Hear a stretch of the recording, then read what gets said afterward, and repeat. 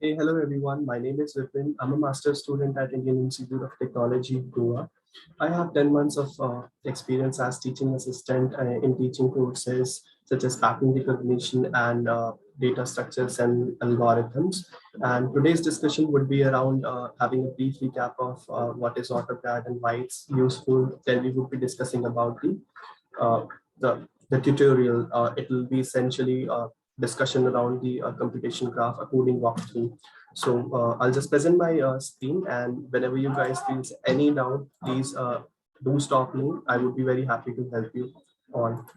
Now, so basically, what is Autograd? We all know that computing derivatives can be very cumbersome, especially when we have a very complex function with many features.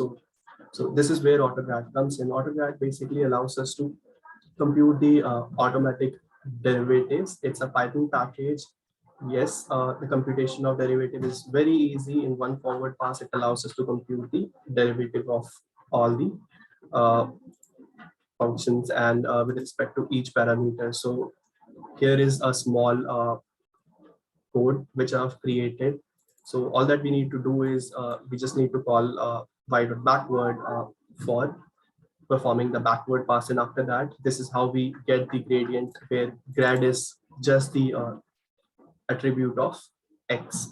Then whenever we want to get the derivatives, then we need to set this parameter to be true whenever we initialize any tensor. And essentially tensor is just an array of integers. It is very similar to NumPy. We'll dive deeper into the difference of tensor and then NumPy, which is not the discussion for today. So the next would be we will have a discussion around the computation graph. So here is the computation graph that I wanted to discuss. So we have a variable x, which is sampled from some distribution, then loss function and parameters that we want to learn. We want to learn these from parameters, and we want them to be as best as possibly can, which will allow us to uh, reach to our goal, which is the predicted value, and the predicted value should be as close as to the true label. So these parameters will help us to reach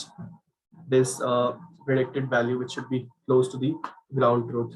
So this is the 10h function, which takes the input from x times y, and then we have a bias term.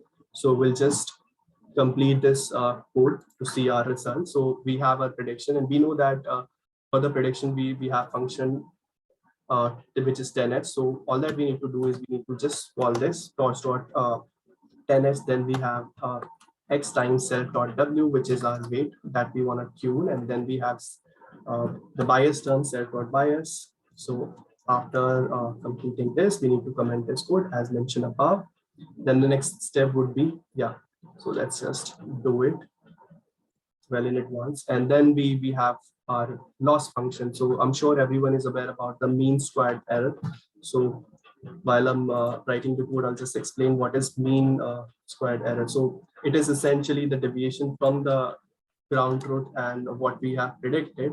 So that is it. And the goal is to minimize this error, and then we take the square of it, and then we return this. So I guess this is fine. Yeah, this needs to be commented. So okay, here we go.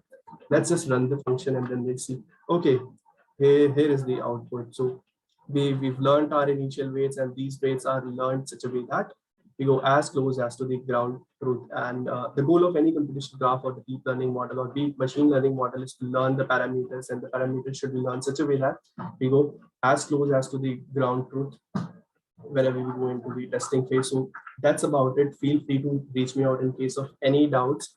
Thank you, everyone.